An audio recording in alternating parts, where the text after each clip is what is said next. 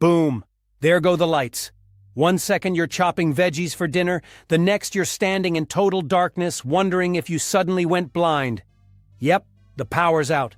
Maybe it's a raging storm outside, maybe a blown transformer, or maybe the grid just decided to take a nap. Blackouts are more common than we'd like. Around 80% of major outages in the US are caused by severe weather. So it's only a matter of time before you find yourself in this situation. In 2012, Hurricane Sandy alone knocked out power to over 8 million customers in the Northeast.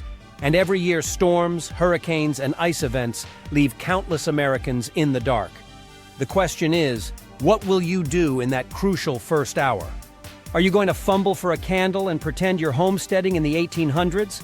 Scroll TikTok until your phone battery flatlines? Or panic call 911 yelling, "My Wi-Fi is down"? Pro tip: don't call 911 for a power outage. They can't fix the grid, and you'll tie up real emergency lines. Nope, we're not doing the amateur hour stuff today. Instead, I'm here with a friendly and slightly urgent PSA. 5 things your family must do in the first hour of a blackout. These steps will keep you safe, sane, and maybe even save your devices, your groceries, possibly your life. This is real talk, drawn from hard-earned experience and expert advice, delivered with a dash of humor. Because hey, if we don't laugh, we might cry in the dark. So gather round, flashlight in hand, and let's get into it. 1. Grab the flashlights, not candles, and secure your family. Step 1. Get some light, safe light, and make sure everyone in the house is okay. The instant everything goes black, speak up. Everyone all right? Stay where you are until I get a light. You don't want family members stumbling over furniture or down the stairs. If you prepared an emergency kit, smart you probably have a flashlight for each person. Snag those right away. In a pinch, use your phone's flashlight to navigate, but conserve that battery. More on that later. Bring everyone into one room if possible. It's easier to keep track of kids, elders, and yes, the dog, when you're all together and not wandering around a pitch-black house. This also lets you consolidate light sources and calm any scared little ones. Now, let's talk candles. You might be thinking, power's out, time to play Victorian-era Family by candlelight. Bad idea. Sure, candles provide light and ambiance. Also open flames that can torch your house. Don't believe it? In October 2024, a Georgia family learned this the hard way. After Hurricane Helene knocked out power, they lit candles for light. One candle was forgotten when everyone went to bed, and by 5 a.m. the entire house was in flames. They escaped, but lost everything. Sadly, it's not a rare fluke. When the Northeast blackout of 2003 plunged New York City into darkness, firefighters had to battle dozens of fires started by candles. 34 major candle-related fires in the first 26 hours, compared to the usual handful. The message from fire officials is blunt. Never use candles during a power outage if you can avoid it. It's just not worth the risk. One bump of the table, one gust of wind, and you could turn a blackout into a house fire. Instead, rely on flashlights, LED lanterns, or other battery-powered lighting. If you don't have any, make it a priority to get some for next time. A few $5 flashlights are a lot cheaper than a new house. Modern LED lanterns can illuminate a whole room safely for hours. Headlamps are great too, keeping your hands free. Kids also love wearing them, makes them feel like spelunkers on an adventure. If you absolutely must use a candle, put it on a stable surface, away from curtains or anything flammable, and never leave it unattended. But seriously, try not to go there at all. The Missouri Department of Public Safety's official storm guide flat out says, flashlights over candles, every time. Keep a bright battery lantern in your emergency kit, and you'll never be tempted to strike a match when the lights go out. While you're getting the lights on, do a quick safety check around the house. Is there any obvious damage or danger that came with the outage? For example, if it was a storm, listen and sniff for things like busted windows, the smell of something burning, or, if applicable, the sound of a home alarm or medical device that needs immediate attention. Ensure everyone's okay. No one is stuck in an elevator.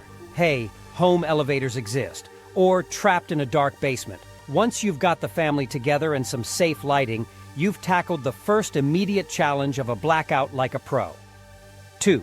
Turn off and unplug major appliances and electronics. With your flashlight beam cutting through the gloom, your next move in the first hour of darkness is counterintuitive but crucial. Turn off everything that was on and unplug sensitive electronics. Why? Think about what's going to happen when the power eventually surges back. If every light, TV, blender, computer, and Xbox in your house suddenly roars back to life at the same second, you're risking damage from power spikes or even a fire. Imagine you were cooking dinner when the outage hit. The stove went cold mid-simmer, and in the chaos you forgot to flip the burner knob off. You order pizza instead and absent-mindedly toss the pizza box on the stovetop. When electricity returns at 3 a.m., whoosh, that cardboard is now kindling on an active burner. This isn't a hypothetical horror story. Fire marshals routinely warn about exactly this scenario. In fact, a Virginia fire marshal recounted cases where people left stoves on during an outage and later found whatever was on the burner, or placed on it, engulfed in flames once power was restored. One family narrowly avoided disaster after placing a pizza box on a stove that had been left on. When the power came back, the box ignited and nearly took the kitchen with it.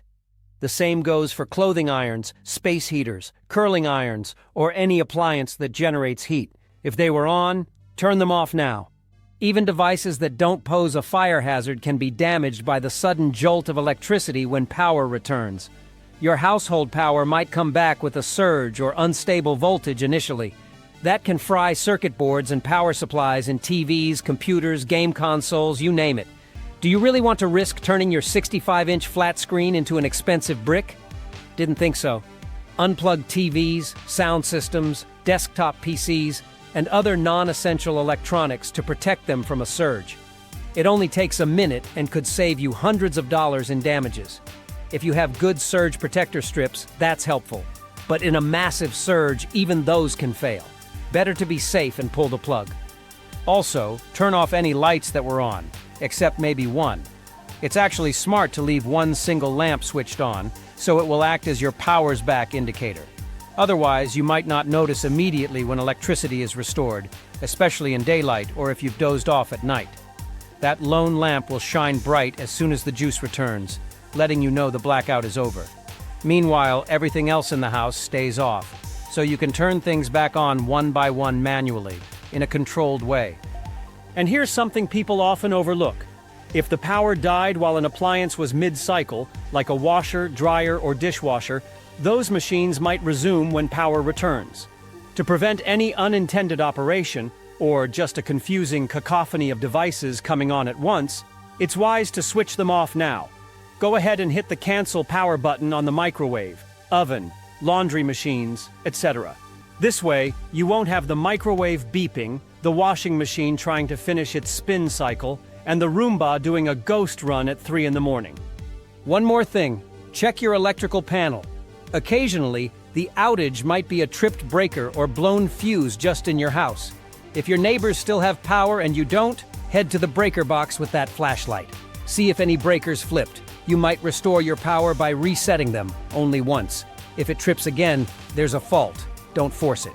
But if the outage is clearly citywide or weather-related, skip this. Instead, focus on safeguarding your home and waiting it out safely. The key takeaway here: don't set yourself up for a second disaster when the electricity returns. Turn off and unplug now, and you won't get any nasty surprises later. 3. Check the cause, report the outage, and stay informed. By now you've got light and you've prevented the post-blackout power surge chaos. Next up, figure out what you're dealing with and keep tabs on the situation. Is this outage just your house, your street, or the whole town? The answer will shape your next steps. First, if it's not obvious already, say a hurricane ripping through town is a pretty good clue, check if the outage is localized or widespread. Peek outside. Are streetlights and neighbors' homes dark too? If you're the only house on the block without power, it might be an issue with your circuit breaker or a problem with the line to your house. Double-check your breakers, all in the same position, and main fuse as mentioned. If everything in your panel looks fine and you're still dark while others have lights, you'll want to call an electrician or your utilities emergency line. The problem could be on the connection to your house alone. However, in most big blackout scenarios, you'll see nothing but darkness out there. Maybe the whole neighborhood or city is out, the stars are suddenly visible with all the usual light pollution gone. Once you determine it's not just you, it's time to report the outage to your power company and get info on what happened. Many utilities have dedicated outage reporting hotlines or even mobile apps/text systems. If you have a cell signal, use it. Call the utility company's outage number or report via their website/app. Don't assume someone else will do it. The more feedback the utility gets, the faster they can pinpoint the problem area. This is especially important if you saw or heard something that could help them, like a transformer blew with a bang down the street or a tree took out a line. Let them know what you observed. Reporting the outage early also sometimes gets you info.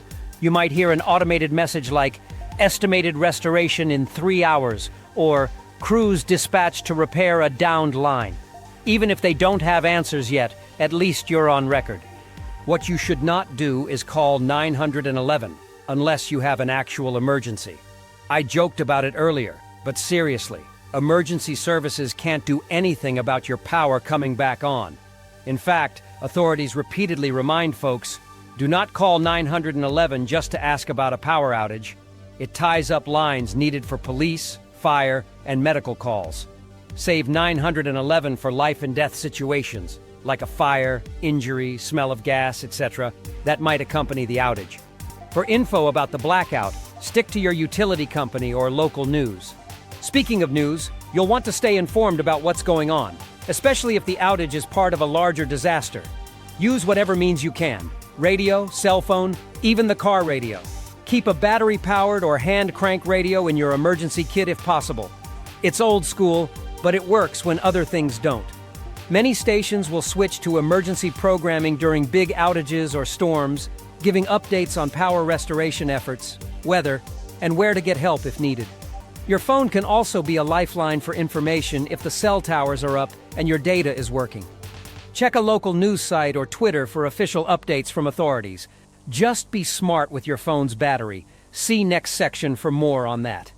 If you have a portable backup charger, great. If not, now's the time to maybe charge your phone a bit from a laptop, if the laptop has battery, or even from your car, with the car outside. Don't sit in a closed garage with the car on. Carbon monoxide danger. Many modern cars have USB ports or 12V chargers you can use for your devices. Just run the car outside or with the garage door open for ventilation. It's also a good idea in that first hour to touch base with people as needed. If you have elderly relatives or friends nearby, shoot them a text or call. Power out here? You okay over there? Coordinate with neighbors if you're on friendly terms. Sometimes a quick chat can confirm the outage extent. Oh, you're out too? The whole subdivision? Got it.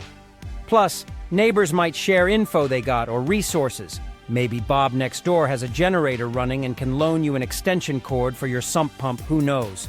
Community can be clutch during a blackout. Just remember, use text messaging when possible instead of voice calls. Texts use less battery and are more likely to go through if the network is strained. Keep an ear on weather alerts as well. Often, power outages are caused by ongoing weather, like a storm that could bring more trouble. If it's still blowing a gale outside, stay tuned. That trusty NOAA weather radio or a weather app can be lifesavers. The Red Cross recommends monitoring alerts via phone or radio so you know if more severe weather is on the way or if officials have important announcements. For example, if authorities set up a warming shelter or a cooling center because power might be out for an extended period, you'll want to know. Bottom line, early in the outage, gather intel. Confirm the outage's scope, report it to the right place, and arm yourself with knowledge. Information is power, especially when the actual power is out. 4. Keep the fridge and freezer closed. Preserve your food. All right, now you've handled immediate safety, electrical concerns, and information. What's next? Guard your food supply like it's gold. Trust me, your future self will thank you when the lights come back and you don't have to chuck the entire contents of your fridge into the garbage. The key here is simple. Keep the refrigerator and freezer doors closed as much as humanly possible. Think of your fridge as a big cooler. The moment you open that door, all the cold air you desperately need to preserve your food starts rushing out. If the power's out, that cold air is a finite resource. Every time someone opens the fridge, just to look, you're shortening the amount of time your milk, meat, and mayo will stay at safe temperatures. It's super tempting, especially in the first hour, to peek and assess. How much juice do we have? Are my leftovers okay? Fight the urge. Resist opening the fridge or freezer to check on things. The USDA and FDA have clear guidelines on this. A refrigerator will keep food safely cold for about 4 hours during an outage if the door stays shut, and a full freezer can hold its temperature around 48 hours if unopened. Those numbers plummet if you're letting warm kitchen air in every 10 minutes because you're bored or curious. Here's a pro tip. If you're really jonesing for a snack or drink in that first hour, go for the pantry items first. Eat some crackers, a granola bar, or anything that doesn't require opening the fridge. Save the perishable stuff for later, and only when absolutely needed. In an extended outage, you'd want to consume perishables like dairy, meat, and leftovers first, before they spoil. But do it methodically. For the first couple of hours, don't open that fridge at all. Tape it shut or put a note on it if you have to remind the family, do not open. I've even seen the suggestion of posting a sign on the fridge door as a reminder, which isn't a bad idea. If you suspect the outage will last beyond a few hours, once you get info from the power company, then you can start strategizing. Perhaps transfer some essentials, milk for the toddler, etc., into a cooler with ice so you can access those without warming the whole fridge. But in the first hour, unless you have a lot of spare ice on hand, focus on maintaining the cold in your appliances. If it's winter and below freezing outside, you might be tempted to stick food outdoors or in the garage. That can work as a temporary measure, but be careful of critters getting into it, or if temps fluctuate, you don't want food freezing solid then thawing repeatedly either. For now, the simplest plan is keep doors closed and plan before you open. Think through what you need, get in, and get out quick. Don't stand there with the door wide open deciding what to grab. Now, let's talk food safety. The clock is ticking on everything in your fridge the moment the power dies. Cold food is safe to eat under 40 degrees Fahrenheit, 4 degrees Celsius. Above that, bacteria start partying. After about 4 hours without power, perishable foods in the fridge can enter the danger zone above 40 degrees Fahrenheit. If your outage is creeping past that and you don't have a generator or ice, you'll have to make some hard calls. The rule from food safety experts: when in doubt, throw it out. I know it hurts to toss food, it's money. But trust me, a bout of food poisoning hurts more. The FDA bluntly says any perishable item, meat, poultry, fish, eggs, dairy, leftovers, etc., that's been above 40 degrees Fahrenheit for 2 hours or more should be considered unsafe. Don't rely on sniffing or eyeballing it. Salmonella doesn't exactly wave a red flag or smell funky. There were reports after the 2003 blackout of a spike in ER visits for stomach illnesses because people ate food that had spoiled in the outage. No one wants to deal with vomiting or diarrhea in a blackout. Picture trying to find the bathroom by flashlight urgently, nightmare. So if there's any doubt, ditch it. One pro move: keep an appliance thermometer in your fridge and freezer. Many people don't, but they're cheap and helpful. They'll tell you the highest temperature reached inside. If the fridge stayed under 40 degrees Fahrenheit, the food is likely okay. If it rose above, time to start pitching things. Also, once power returns, don't automatically assume everything is fine. Check your food. If something feels warm to the touch that should be cold, or there's an odd smell, color, it's safer to toss it. Frozen foods that still have ice crystals or feel refrigerator cold can be refrozen or cooked. If totally thawed and above 40 degrees Fahrenheit for over 2 hours, they're done for. In the first hour, you probably won't have to throw anything out yet. Just be mindful to prevent spoilage by keeping that cold air trapped. If you keep the doors shut, an outage of a couple hours is inconvenient but not catastrophic for your groceries. I'll admit, boredom might draw you to the fridge like a moth to flame. Maybe I'll just grab a soda. Don't do it. Warm soda is totally drinkable. Warm mayonnaise chicken salad can kill your vibe and your gut. So secure the fridge and freezer and move on. Your milk and ice cream are counting on your willpower. 5.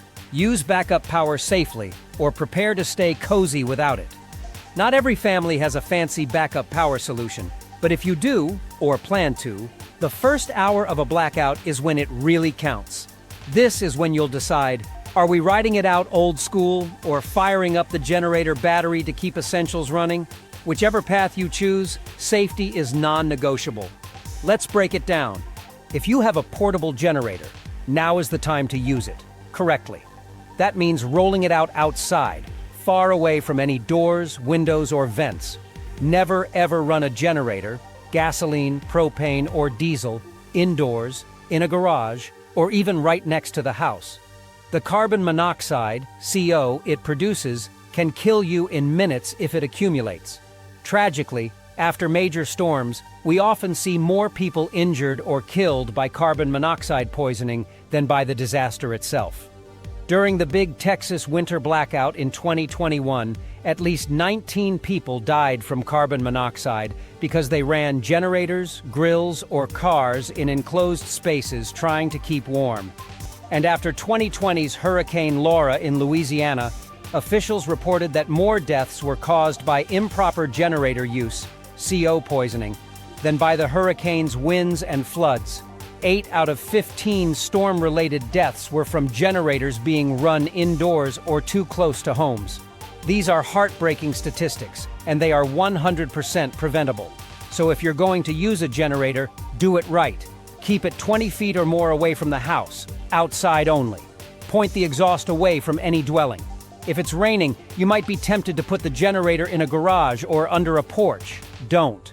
You can buy a generator tent or shelter if you live in a rainy area. Otherwise, put it under an open canopy or even a piece of plywood rigged as a lean-to, as long as it's still outside with plenty of airflow. Also, install carbon monoxide detectors in your home, with battery backup, if you haven't already. They can literally save your life by warning if CO levels become dangerous. Once your generator is safely placed, you'll need to manage what you power. In the first hour, prioritize essentials. Fridge, maybe a space heater or fan depending on weather, medical devices, and keeping some lights, chargers on. Don't try to run everything at once. Most portable generators can't handle your whole house load. And definitely do not plug a generator into a wall outlet, a dangerous practice called backfeeding, which can electrocute utility workers. Use it to directly power devices or appliances via heavy-duty extension cords, or better yet, through a transfer switch installed by an electrician that isolates your house from the grid while the generator runs. If that last sentence sounded like technobabble, stick with extension cords for now, and only to a few critical devices. If you don't have a generator, consider if it's time to invest in backup power. One modern option that's gaining popularity: battery power stations. Think of these as giant rechargeable battery packs that can keep your home appliances running without any fumes or noise. Unlike a gas generator, a battery backup can be used indoors safely. It stores electricity in batteries, no combustion. These can be charged from the wall when power is on, or even via solar panels.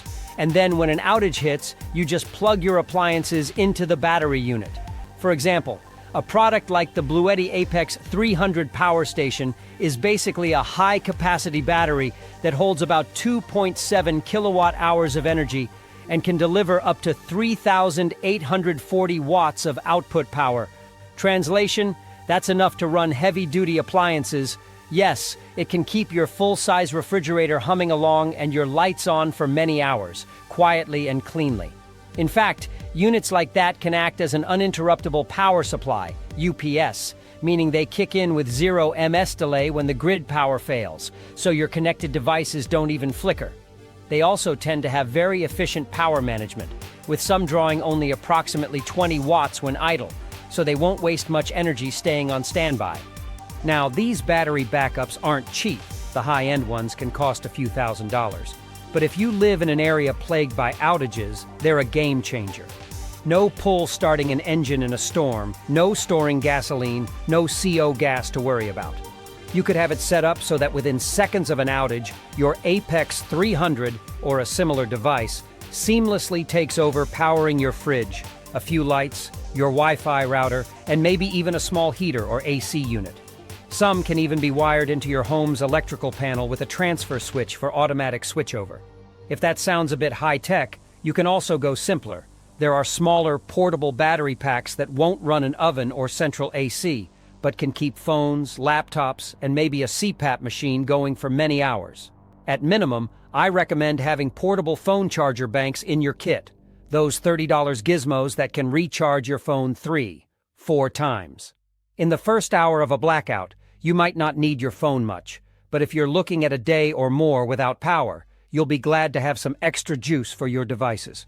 Now, if you don't have any generator or fancy battery, you're not doomed. You just have to rely on old-fashioned methods for comfort. In the first hour, think about temperature. If it's winter and freezing, start consolidating everyone into maybe 1 or 2 rooms and shut the doors to keep body heat in. Pile on blankets and layers of clothing before you get extremely cold. If you have a safe wood-burning fireplace or stove, you can use it. Never use outdoor charcoal grills or gas stoves for heat indoors. Again, Colorado risk. If it's sweltering summer and you've lost AC, open windows if the air outside is cooler than inside, or head to the coolest part of the house, lower floors or basement.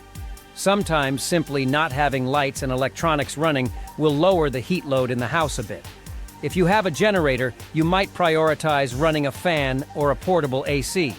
If not, handheld fans and damp bandanas can help with heat. And remember, if the temperature is extreme and you expect a long outage, safety comes first. During the first hour, you should already be thinking of a plan. Is there somewhere you can go, friend's house, community center, that has power/heat/AC if needed? Cities often open warming centers or cooling centers in extended outages, so keep an ear out for that in local news. One more thing for long outages: water. If you're on a well with an electric pump, you'll lose water during a power cut. That's not an immediate first-hour issue if you have some stored water or bottled water around, but be aware. Also, sometimes city water systems lose pressure in large blackouts, or authorities issue boil water advisories. Use the first hour to fill a few containers, or even your bathtub, with water if you still have water pressure. This can be useful for drinking, washing, or flushing toilets if the outage drags on. Finally, remember that first hour is also when you might need to do some creative entertaining, especially if you have kids. The shock of no electricity wears off fast, and boredom can creep in. Bust out the board games, a deck of cards, or tell some family stories. Blackouts can actually be oddly memorable family time, a chance to unplug, literally, and bond. Just do it safely and with a plan. Oh, and before we wrap up, if you have any battery-operated or wind-up radio or flashlight, this is a good time to make sure they're working. Same for any medical devices on battery backup. Check their status. The first hour is when you'll be best positioned to address any issues. For example, if Grandma's oxygen concentrator switched to battery, how long will that last, and do we need to relocate or get the generator on it? All right, you've done the big 5. 1. Got safe lighting and gathered the family. 2. Turned off unplugged stuff to prevent surges and fires. 3. Checked the cause and reported the outage while staying informed. 4. Kept the fridge/freezer shut to save your food. And 5. Arranged safe backup power or creature comforts. Pat yourself on the back.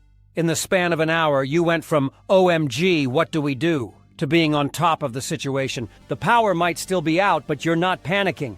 You've handled the urgent things that needed handling. Now it's a waiting game for the utility crews to do their thing. Whether the lights flicker back on in 20 minutes or you're in for a multi-day adventure, you've vastly improved your family's odds of getting through it with minimal harm and maximum comfort. A quick personal anecdote. I once went through a 48-hour outage after an ice storm. Because I followed these steps, what could have been miserable actually became almost fun. We camped out in the den with a pile of blankets, told ghost stories by LED lantern, cooked soup on the grill outside, in the snow, and the kids still talk about it like it was a camping trip. We saved our food, kept warm, and stayed safe. Meanwhile, a friend across town unfortunately did do the candle thing and had a small fire, put out quickly, but scary. Another acquaintance drained his car battery trying to charge a dozen devices without running the engine. Oops. These little decisions matter. So, as you reflect on what you've learned, picture yourself the next time the lights unexpectedly go out. Instead of uttering a four-letter word, you'll smirk and remember, you got this. You'll grab those flashlights and call out, "All right, fam, power's out, game plan time." You might even impress your kids or spouse with your blackout wizardry. No more stumbling, no more guessing. You're prepared.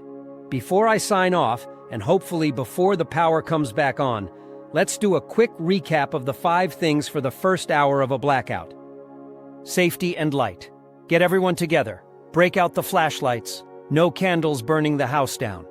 Electrical shutdown. Turn off, unplug appliances to prevent surges and accidental fires when power returns. Assess and inform. Check if it's just you or everyone. Report the outage to the utility and stay in the loop via radio, phone. Don't call 911 for info. Save it for real emergencies. Preserve food, keep fridge, freezer closed tight, use perishables wisely, and remember, when in doubt, throw it out for anything that warms up too much. Backup plan. Get your generator going safely outside if you have one, or set up backup battery power. No generator?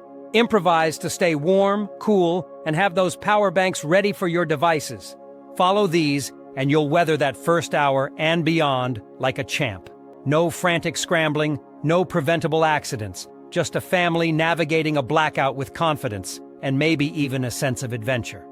Got any crazy blackout stories or extra tips of your own? I'd love to hear them. Share in the comments. Did you learn things the hard way? Or maybe you have a genius hack, like using all those mason jars as makeshift lanterns, that we could all benefit from. Share away. We're all in this dark boat together. If you found this guide helpful, or at least a good read while you're waiting for the power to come back, do me a favor. Hit that like button and consider subscribing for more no BS survival tips and home hacks. I promise to keep it real, keep it practical, and yes, keep it a little sarcastic, because prepping for emergencies doesn't have to be boring. And don't forget to ring the notification bell so you know when I post the next guide. Perhaps how to survive 24 hours without Wi-Fi. Just kidding, mostly. Stay safe out there. Take care of your loved ones, and remember, the lights will come back on eventually. Until then, you've got the knowledge and hopefully some batteries to get through the darkness.